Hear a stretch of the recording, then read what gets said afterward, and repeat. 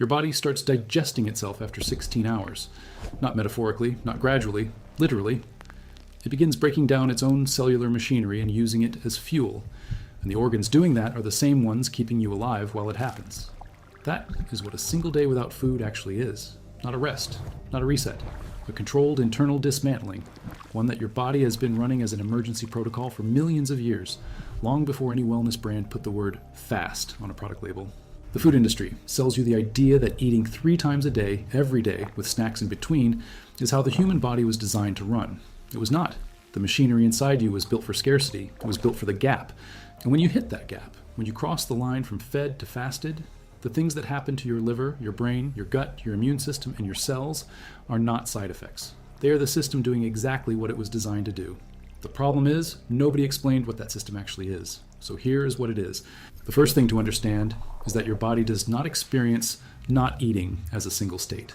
It runs through at least 4 distinct biological phases in a single 24-hour fast, and each one triggers a different set of organ-level responses.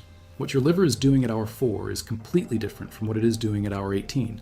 What your brain is running on at hour 6 is not the same fuel source it is using at hour 20.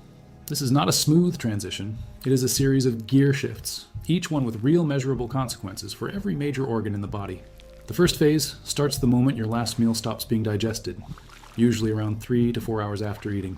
Your blood glucose begins to drop.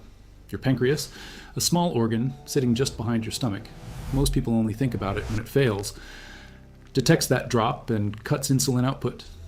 Insulin is the hormone that tells your cells to absorb glucose from the blood.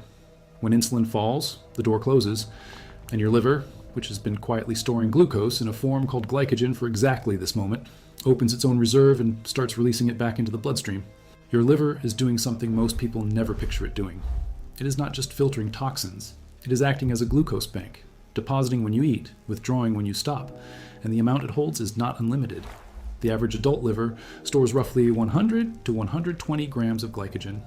At rest, your body burns through roughly 10 grams of glucose per hour, just to keep your brain running. Do that math. Your liver reserve lasts about 10 to 12 hours, maybe 14 if you are sleeping and your metabolic rate is low. After that, something else has to happen. Ketones. You have heard the word. But here is what it actually means for your organs.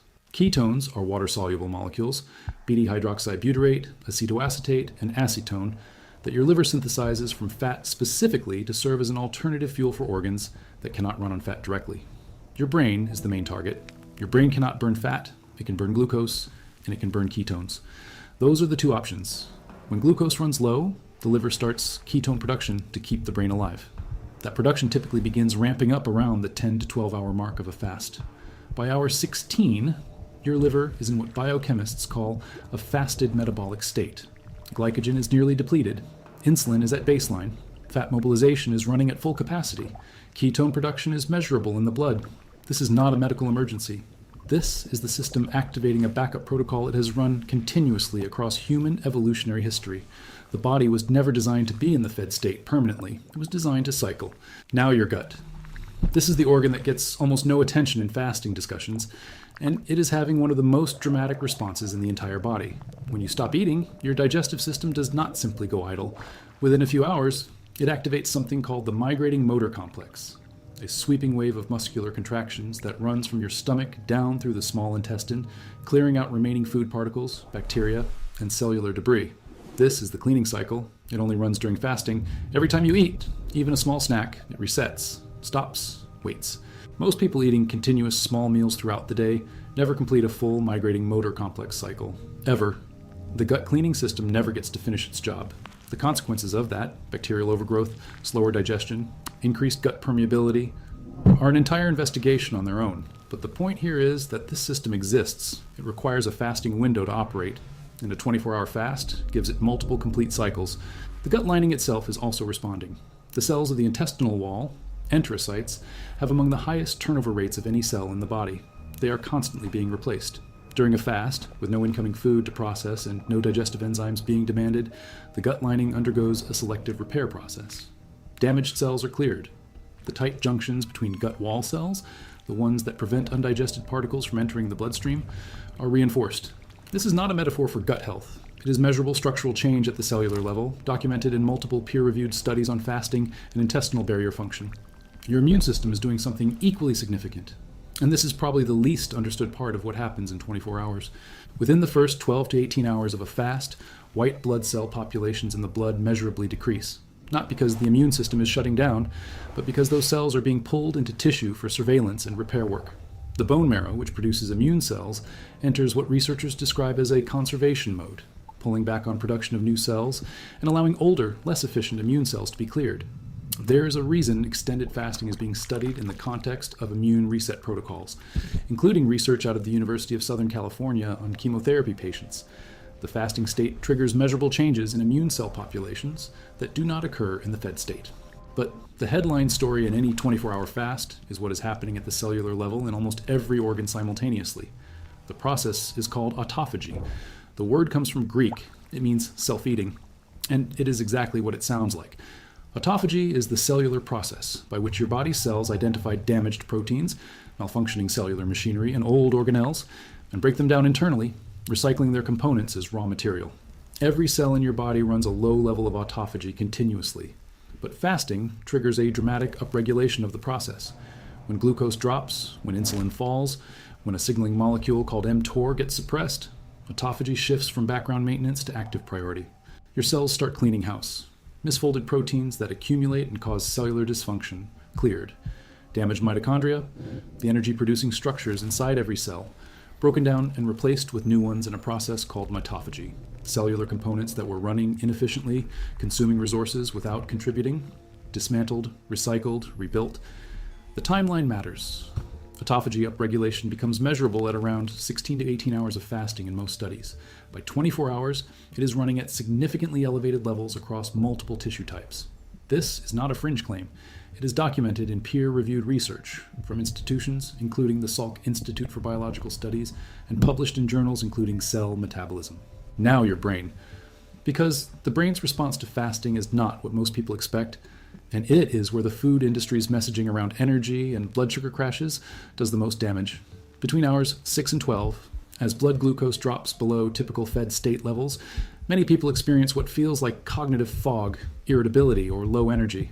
The food industry has spent decades conditioning people to interpret this signal as a warning, as evidence that the body needs food immediately. It is not a warning. It is a transition signal. The brain is shifting fuel sources. It is moving from glucose dependence to a mixed fuel state involving both glucose, still being released from the liver in small amounts, and rising ketones. By hour 16 to 20, in a 24-hour fast, brain ketone utilization is measurable and rising. And here is the part that conflicts directly with everything the snack industry needs you to believe.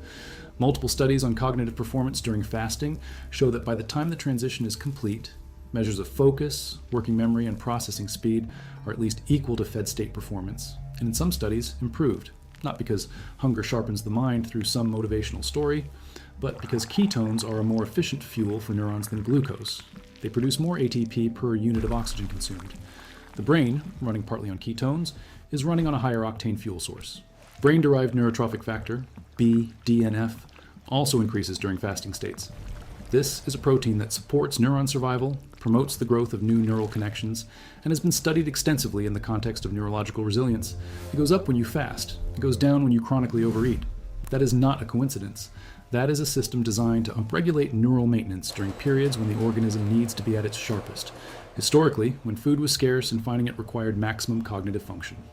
Your heart is also quietly responding. Resting heart rate decreases during extended fasting as metabolic demand drops.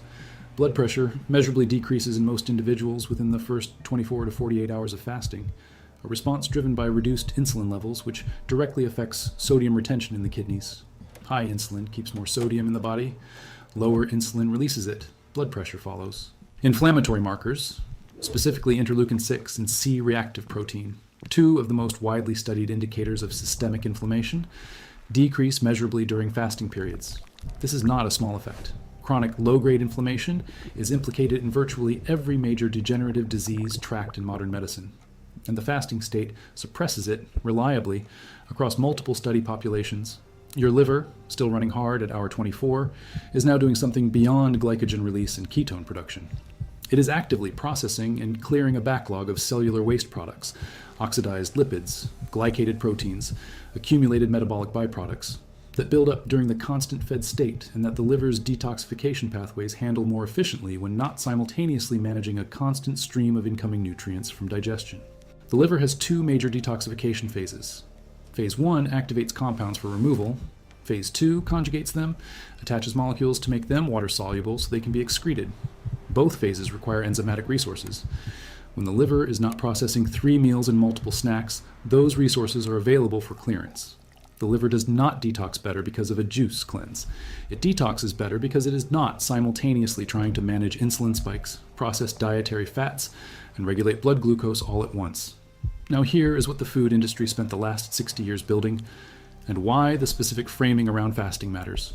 The concept of 3 meals a day with snacks is not ancient. It is not biological. It was industrialized.